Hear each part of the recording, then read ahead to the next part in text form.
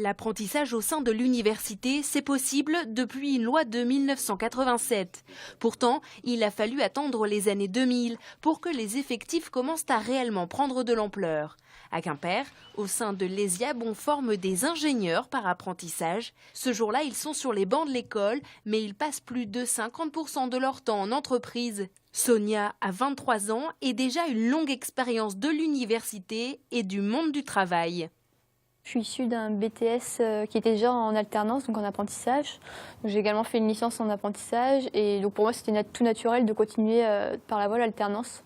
C'est vraiment une méthode que j'approuve et que je recommande. Depuis 17 ans, cette école d'ingénieurs, directement rattachée à l'UBO, forme une trentaine d'apprentis chaque année. Pour la promotion dernière, 70% des jeunes avaient un emploi à la fin de leur contrat d'apprentissage. Donc ce qui est un chiffre quand même relativement élevé. Si on prend 2 mois après la sortie de l'école, on arrive pratiquement à 90%. Un argument de poids soutenu par un autre avantage, la rémunération, une grille de salaire qui oscille entre 360 et plus de 1 000 euros. Là, un peu plus, le SMIC. En 3e année, le SMIC.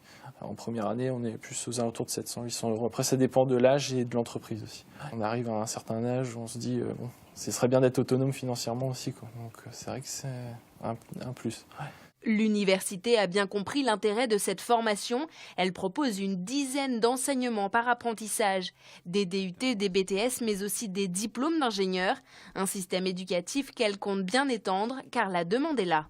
Le nombre d'apprentis dans les dernières années a plus que doublé. C'est qu'il y a des formations qui sont ouvertes, que ce soit des nouvelles formations, que ce soit des licences professionnelles, des masters ou des formations d'ingénieurs qui sont ouvertes dans le supérieur, puisque justement on estime que c'est une voie de réussite.